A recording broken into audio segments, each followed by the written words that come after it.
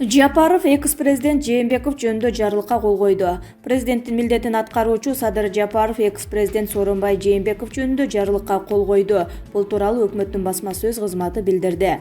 Кыргыз Республикасынын президентинин ишмердигинин кепилдиктери жана Кыргыз Республикасынын экс-президентинин статусу жөнүндө мыйзамга ылайык Кыргыз Республикасынын экс-президенти мыйзамда каралган бардык ченемдерди сактап калат. Бул жарлык кол коюлган учурдан тартып күчүнө кирет.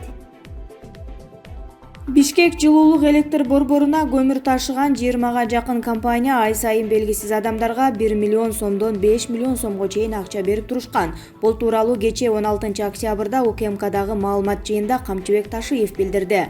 Ал учурда коррупциялык схемалар тууралуу маалыматтар түшүп жатканын айтып, алардын бирөөсүн мисал келтирди. 20 компания 5 миллион сомдон төлөп келишкен. Бул бир айда 100 миллион сом. Алар акчаны белгисиз адамдарга накталай берип турушкан. Эми мындай болбойт, эч ким ашыкча акча пара бербейт, деди Ташиев. Ал компанияларга коррупция тууралуу айтып турууга чакырды. Коррупция тууралуу ар бир учур боюнча иштейбиз. Же коррупционерлер жеңет, же биз аларды жеңебиз. Коррупциялык коом болбойт, деди Ташиев. 17 январда өтчү президенттик шайлоого кимдер талапкер болот? Бүгүн белгилүү болгондой 2021 жылдын 17 январында Кыргыз Республикасынын президентине шайлоолор өтөт. Ал шайлоодо азыр президенттин милдетин аткаруучу болуп кызматка киришкен Садыр Жапаров мыйзам боюнча катыша албайт. Бул тууралуу Кыргыз Республикасынын жогорку кеңешинин жыйынында Текебаев Өмүрбек айтты. Ошондой эле азыр президенттик амбициясы бар саясатчылардан төмөнкү төртөөсүн гана тараталууда. Адахан Мадумаров, Өмүрбек Суаналиев, Талатбек Масадыков, Камчыбек Ташиев. Дагы кимдер чыгат, кимиси чүкөсүн айкуратат. Эсеналиевде принцип жокпу? Эми Жапаровдун көлөкөсүндө күн көрөт. Президенттин мурдагы аппарат башчысы Досалы Эсеналиев мамлекеттик кадр кызматынын жетекчилигине дайындалды. Сооронбай Жээнбеков тактан тайгандан кийин Эсеналиев моралдык күнөөсүн ойлоп жанталашпай эле отурса болбойбу? Принцип кайда? Же көнгөн адатына салуу менен жыт чыккан жерден мурдун тарта албай тырмыша береби? Убагында Аскар Акаевдин, Курманбек Бакиевдин, Өмүрбек Бабановдун, Алтынбек Сулаймановдун кызматын кылып, аягында Сооронбай Жээнбековго секирип кеткен. Бул жактында түбүнө жетти. Эми Садыр Жапаровдун көлөкөсүндө күн көрөбү? Ушунчалыкта өзгөрүп кетеби? Эрксизден баш чайкайсың да, деп жазат Аруа Кейжи.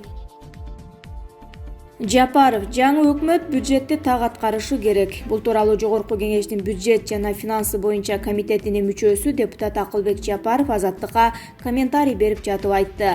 Ал бюджеттин киреше бөлүгүнүн 90% салыктан жыйналарын, андыктан премьер-министр президенттин милдетин аткаруучу Садыр Жапаровдун өкмөтү ишкерлер менен тыгыз иштеши керектигин билдирди. Эгерде күнүгө 12 саат иштеп жатса, анын 4 саатын саясатка, калган 8 саатын экономикага бөлүш керек. Бизде республикалык бюджет боюнча мыйзам бар. Биз мыйзамдык нукка түшкөндөн кийин мыйзамдарды да так аткарыш керек. 650 миң пенсионер, 600 миңден ашык жөлөк пул алган жарандарыбыз бар. Бюджеттен айлык алган мугалим, дарыгер, аскерлерибиз турат. 1,5 миллион киши бюджетке түздөн-түз көз каранды. Аларды кыжаалат кылбай, акчаны убагында бериш керек. Жапаров азыр тыштан келчү инвесторлорго үмүт артпай, ички инвесторлорго көбүрөөк көңүл буруш керек деп эсептейт. Ал Кыргызстандагы экономикалык оор кырдаалдан чет мамлекеттердин жардамы жок эле чыгып кетүүгө болот деп ишенет. Ошондой эле артык баш чыгымдарды токтотуу керектигин эскертти. Премьер-министр президенттин милдетин аткаруучу Садыр Жапаров 16 октябрда кыргызстандыктарга кайрылып, биринчи кезекте экономикалык кырдаалды турукташтыруу зарыл экенин айтты.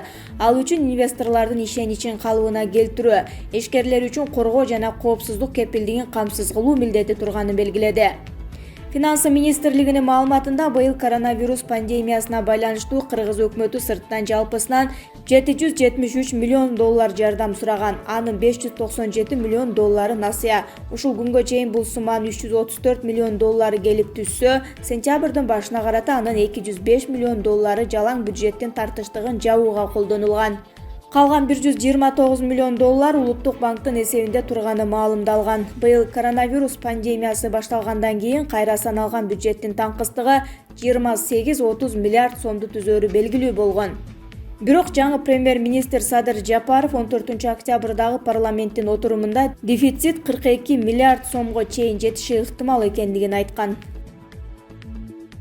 Рыскелди Момбеков Кожобек Ырысбаевга арнап ыр жазды. Жогорку кеңештин депутаты Рыскелди Момбеков депутат Кожобек Ырысбаевга арнап ыр жазып сүрөт тартты. Кыянат кылба кеткенге, зыярат кылба жеткенге, жигиттик эмес кожеке, жыгылганды тепкенге деп жазды Рыскелди Момбеков. Эскерте кетсек, жогорку кеңеш президент Сооронбай Жээнбековдун отставкасын кабыл алгандан кийин депутат Кожобек Ырысбаев Сооронбай Жээнбеков жакшы адам экендигин, бирок президент катары начар иштегендигин билдирген. Ахмат Бектемиров: кечээ эле шайлоодо Биримдик партиясынан биз 65 мандат алабыз. Мына көрөсүңөр, биз бийликке келебиз деген Улукбек Кочкоров шайлоо убагында кыйын кезеңде вице-премьерлик посту таштай качып шайлоого аттанып кеткен. Аида Исмаилованын өкмөттүн курамына кайрадан келиши, жылуу жумшак орундарга олтуруп калууга моралдык укуктары барбы? Премьер муну билбейби? Мейли түрмөдө эле десеңер, бери жактагы дос секретары айтып кое албадыбы? Кана жаштарды алып келебиз деген убадалар. Нанга акча таппай жүргөн студенттерге баа койбой акча шыпырган деме саламаттыкты сактоо министри болуп алды. Кана анализ, кана калыстык. Таможняга барган айымды соц тармактарда баары эле жемкор дешүүдө. Жаштардын талабы орундалар бекен, сиз кандай баа бересиз, деп жазат Ахмат Бектемиров.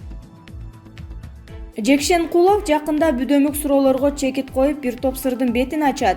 Сооронбай Жээнбеков президенттик мөөнөтүнүн акыркы сааттарында күтүүсүз кадамга барып, Кыргызстандын Россиядагы толук ыйгарымдуу элчиси Аликбек Жекшенкуловду жумуштан алуу указын чыгарып кетиптир.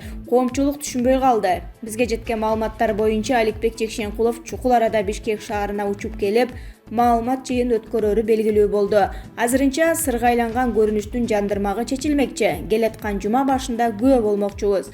Айрым маалыматтарга таянсак, Сооронбай Жээнбеков ички интригаларга берилип, бузукулардын кебине таянуу менен Жекшенкуловду иштен алууга ашыккан айтылууда.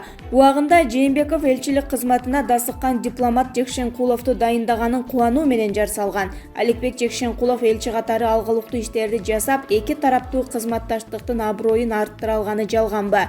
Жээнбеков өзүнүн кемеси чөгүп баратканда күнөөнү башкадан издеп артынан бычак сайганы кандай? Кыскасы бүдөмүк суроолор көп. Жекшенкулов жакында Кыргызстанга келип, бир топ сырдын бетин ачаары күтүлөт, деп жазат Чындык Кейжи.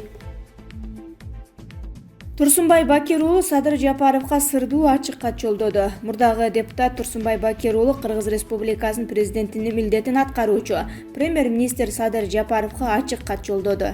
Турсунбай Бакир уулунун ачык каты төмөндө толугу менен. 2011-жылы 13-ноябрда президенттик шайлоо бүтөөрү менен АК-прессте пресс-конференция чогултканмын. Ошондо президенттикке талапкер катары Алмаз Атамбаев анын инаугурацияга чейин кайрылганмын. Акаевди жана Бакиевди ажыдар деп айтып жүрдүң, бирок өзүң келе албай туруп ажыдарга айланууну баштадың.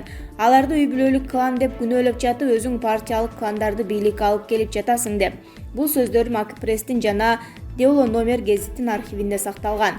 Кымбаттуу Садыр иним, эгер саясий системаны өзгөртпөсөң, ал сени да ажыдарга айландырат. Дайыма сени колдоп келе жаткан Эрк партиясынын төрагасы жана аган катары эскертип коюуну туура көрдүм. 1994-жылдан бери ар бир президент, 2010-жылы убактылуу өкмөт да Конституцияны өзүнүн кызыкчылыгы үчүн каалагандай бурмалап өзгөртүп келди. Бир да жолу да элдин кызыкчылыгы үчүн Конституция өзгөрүлбөдү.